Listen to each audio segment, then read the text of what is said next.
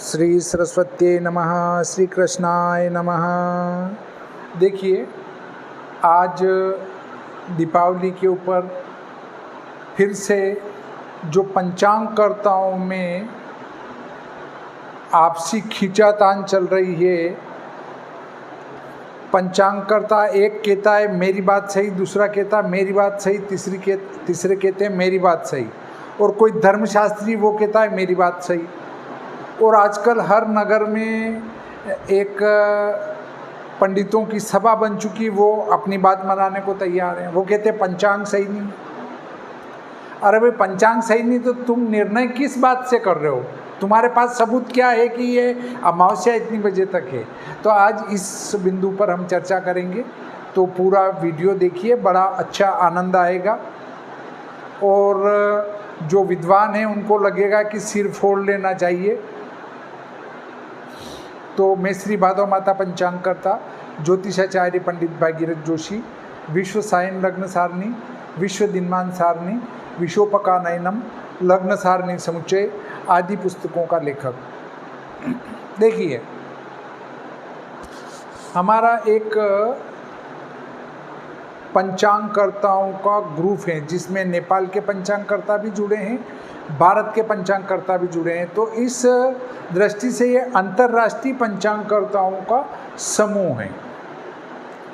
इस पंचांगकर्ताओं के ग्रुप के अंदर या अन्यत्र बाहर खींचातानी बनी हुई है। खींचातानी के पीछे का कारण ये है, कोई कहता है 20 तारीख की दीपावली होगी, कोई कहता है 21 तारीख की दीपावली होगी।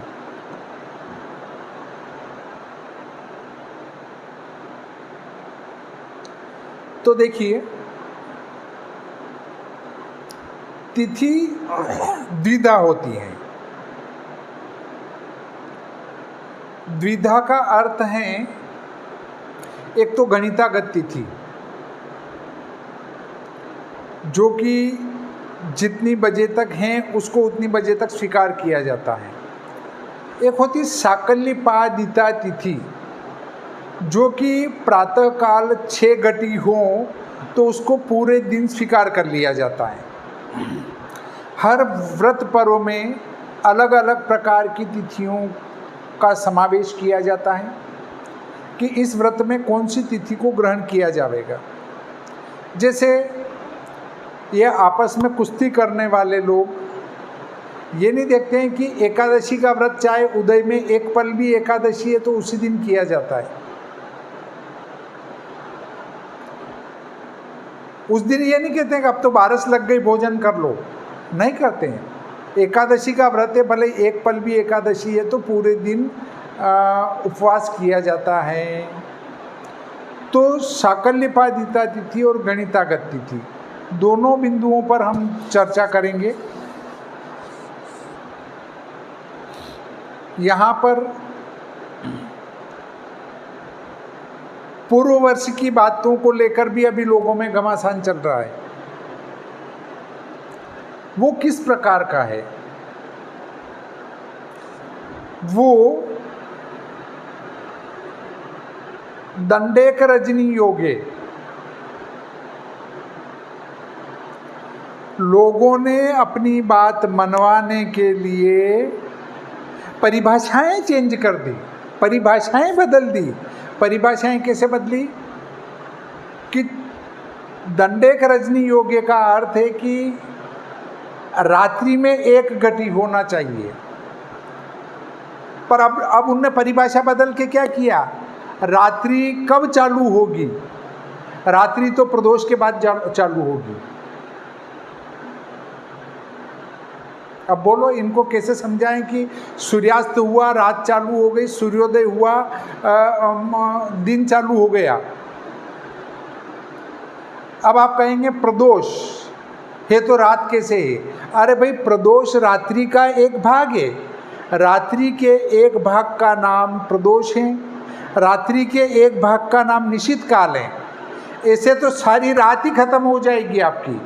पहले प्रदोष आ गया, वहाँ निशित काल आ गया, फिर उसके बाद उषा काल आ गया, ब्रह्म मुहूर्त आ गया, तो आपकी रात रही कहाँ? अगर ऐसे व्यर्थ की बातों में उलझेंगे कि प्रदोष समाप्ति के बाद रात्रि प्रारंभ होती है, तो ये गलत व्याख्या है, पूर्णतया 100% गलत है। वो ये है कि अगर इस रात्रि के अलग अलग टुकड़ों को अगर कह देंगे हम, तो फिर रात बची कहाँ? भाई 4 बजे बाद तो ब्रह्म मुहूर्त आ गया, फिर उषा काल आ गया, फिर रात्रि मध्य रात्रि में निश्चित काल आ गया, फिर इधर प्रदोष काल आ गया, तो रात कहाँ बची? तो इसी प्रकार दिन भी नहीं बचा। प्रातः, संगव, मध्याह्न, अपराह्न, सायाह्न, ये 5 भाग हो गए। अब दिन कहाँ? दिन भी नहीं बचा ऐसे। तो अगर कुतर्क करके लोगों को भ्रमित करोगे तो न तो दिन बचेगा न रात बचेगा, सब गुड़ गोबर एक हो जाएगा। इसलिए दंडेक रजनी योग्य का अर्थ है कि सूर्यास्त के बाद एक घटी हो तो उत्तम है, होना नहीं चाहिए। एक घटी अगर सूर्यास्त के बाद हो, रात्रि में हो, तो उसमें कोई शंका नहीं है। ये लिखा है, ये नहीं लिखा कि एक घटी होना चाहिए, पर लोगों ने इसको भी तोड़ मरोड़ दिया। अब बात आती है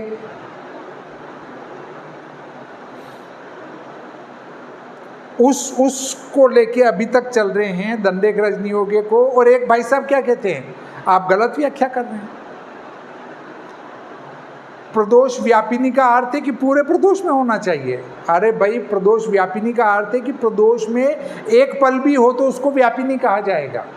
पर वो कहते नहीं, आप गलत व्याख्या कर रहे हो। व्यापिनी का अर्थ है कि वो पूरी होना चाहिए। अब लोगों को गुमराह करना हो तो इस व्यापिनी के अर्थ में लोगों को, जनता को गुमराह कर सकते हैं, वो शास्त्र को कहाँ जान रहे हैं। अब लोगों को कहते हैं व्यापिनी का अर्थ होता है पूरे प्रदोष में होना चाहिए। अरे भाई, प्रदोष भी द्विधा हैं, 2 प्रकार के प्रदोष हैं। एक प्रकार का प्रदोष तो एक गौण प्रदोष काल और एक मुख्य प्रदोष काल। गौण प्रदोष काल कहते हैं सूर्यास्त से पहले 3 घटी से लगाकर सूर्यास्त तक, ये गौण प्रदोष काल है। और एक मुख्य प्रदोष काल है। तो जो सूर्यास्त के बाद एक पल भी हो तो वो आधे से ज़्यादा प्रदोष को व्याप्त हो रही है। क्यों? कि सूर्यास्त से पहले भी गौण प्रदोष काल है, उसमें पूरे में व्याप्त है, और दूसरे प्रदोष काल में भी एक पल है। इससे उसको प्रदोष व्यापिनी स्वीकार किया गया है। अब दूसरी बात आती है। दूसरी बात में कहते हैं कि वहाँ पर चौतरा लिखा गया है। अरे भाई, चौतरा लिखो कि उत्तरा लिखो कि कुछ भी लिखो, अब पुरुषार्थ चिंतामणि लेकर उस बात को लेके खींचातान चल रही है कि पुरुषार्थ चिंतामणि में तो चौतरा लिखा है, उत्तरा लिखा है, जो भी लिखा है। अरे भाई, आपको पुरुषार्थ चिंतामणि समझ में नहीं आ रही है तो उसको सरल करने के लिए धर्म सिंधु लिखी गई, और धर्म सिंधुकार ने उसका पूरा अर्थ किया कि अमावस्या 3.5 प्रहर हों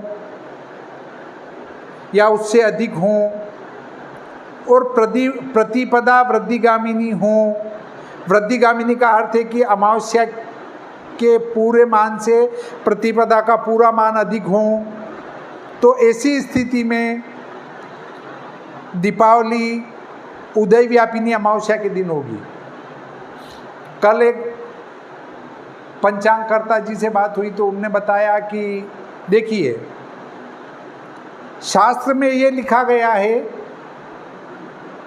कि दोनों दिन प्रदोष व्यापिनी ना हो और 3.5 प्रहर से अधिक 3.5 याम से अधिक अमावस्या हो और प्रतिपदा वृद्धिगामिनी हो तो दूसरे दिन होगी।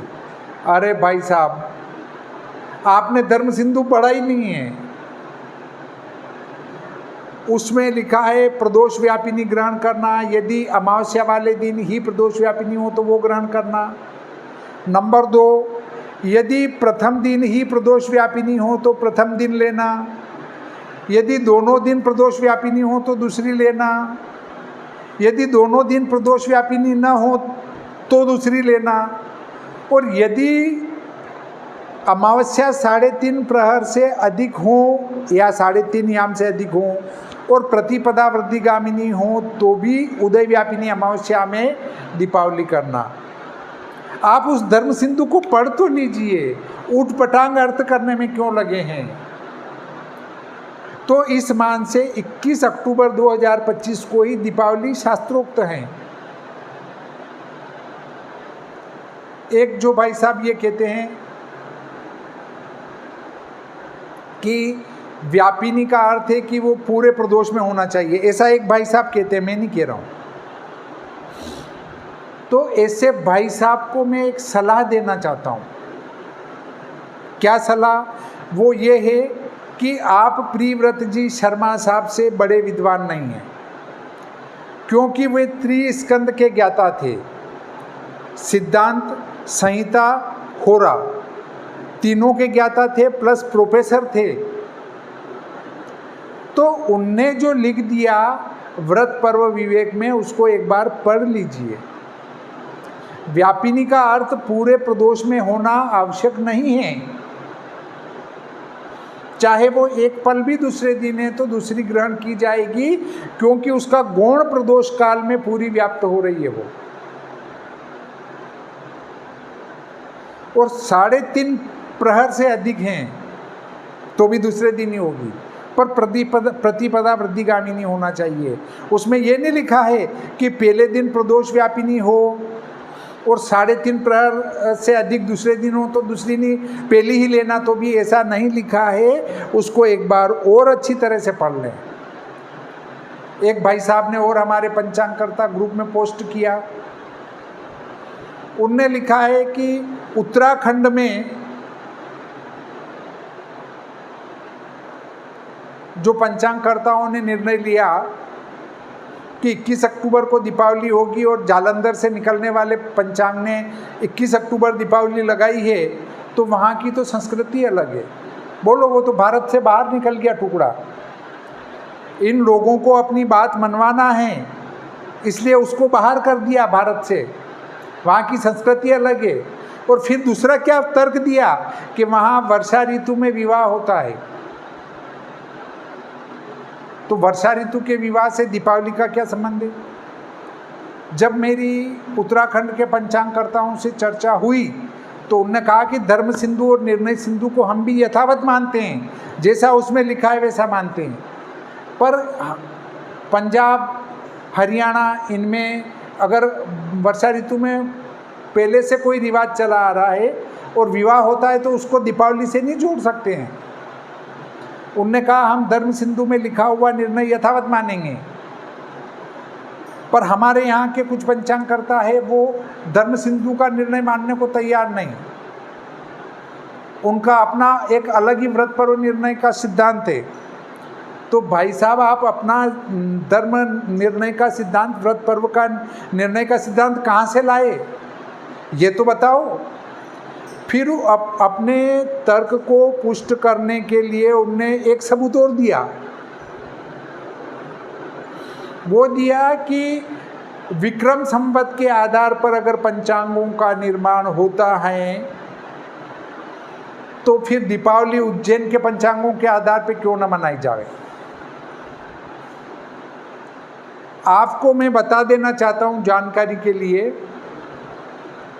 कि वर्तमान के पंचांग और प्राचीन पंचांग, एक भी पंचांग का गणित किसी संवत से लिखा गया हो तो आप मुझे बताने का कष्ट करें। केतकी ग्रह गणितम ले लो, आपका ग्रह लाघव ले लो, दृक् सिद्ध पंचांग निर्माण पद्धति ले लो, सर्वानंद करण ले लो, सर्वानंद लाघव ले लो। ये जितने भी अभी के करण ग्रंथ लिखे गए उनमें शक से, शाके से पंचांग निर्माण का गणित लिखा गया है, न कि संवत से। संवत के आधार पर किसी भी पंचांग का गणित नहीं किया जाता है। आप एक बार अच्छी प्रकार से धर्मशास्त्रों का अध्ययन करें और फिर देखें। सूर्य सिद्धांत, सिद्धांत शिरोमणि आदि इनका गणित भी संवत के आधार पर नहीं है, तो फिर आपने यह संवत का लोगों को गुमराह करने के लिए बीच में एक पॉइंट क्यों डाला? उज्जैन से निकलने वाले अगर कुछ पंचांगों ने दीपावली का निर्णय कुछ दे दिया तो वो सत्य कैसे हो गया?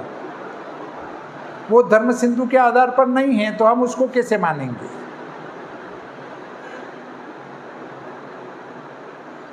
अपनी बात की पुष्टि के लिए कुतर्क नहीं करना चाहिए, क्योंकि पंचांग निर्माण का जो गणित हाथ से जानते हैं वो इस संवत से पंचांग को नहीं स्वीकार करेंगे। संवत के आधार पर कोई भी पंचांग का निर्माण नहीं होता है। आप कहेंगे फिर चैत्र से संवत चलता है, तो शक जो है या शाके जो है वो भी चैत्र शुक्ल पक्ष प्रतिपदा से ही चलता है। इसलिए पंचांगों का समस्त गणित शाके के आधार पर लिखा गया है। आप एक बार इन ग्रंथों का अध्ययन करने की कृपा कीजिए, फिर उसके बाद बताइए कि संवत के आधार पर पंचांगों का निर्माण कहाँ होता है। और वर्तमान के जो दृक पंचांग बन रहे हैं केतकी से और जो सूक्ष्म, वो जेडी के आधार पर बनते हैं। आप वर्तमान के पंचांगों का गणित देखिए, सब जेडी से किया गया है। अब जेडी का फुल फॉर्म मैं नहीं बताऊंगा, क्योंकि आप स्वयं सभी विद्वान हैं। आप खुद देखिए कि जो जेडी के आधार पर पंचांग बनते हैं, तो फिर उसमें आपका शक और संवत और ये कहाँ काम में आ रहा है? कहीं काम में नहीं आ रहा है। और एक वाराणसी के विद्वान के द्वारा ये एक पुस्तक लिखी गई है, दृश्य पंचांग निर्माण के ऊपर ही। वो तो पूरी सन के आधार पर लिखी गई है। आपका शक का उपयोग भी नहीं हुआ और संवत का उपयोग भी नहीं हुआ। इसलिए व्रत पर्व निर्णय में जो 3.5 प्रहर की बात आ रही है, और दूसरी बात आ रही है आपकी कि प्रतिपदा वृद्धिगामिनी, तो वो दूसरे दिन ही दीपावली 21 अक्टूबर को शास्त्र सम्मत है। परंतु अगर आप 20 को मनाना चाहते हैं तो मुझे कोई आपत्ति नहीं है। मैं पहले तो विद्वानों से ये माफ़ी चाहता हूँ कि मुझे जो अच्छा लग रहा है वो मैं बता रहा हूँ। अगर आपको मेरी बात नहीं जमती है तो आप 20 अक्टूबर को दीपावली मनाएं, 19 अक्टूबर को दीपावली मनाएं या 22 अक्टूबर को दीपावली मनाएं, मुझे कोई आपत्ति नहीं है। आप नाराज़गी व्यक्त न करें।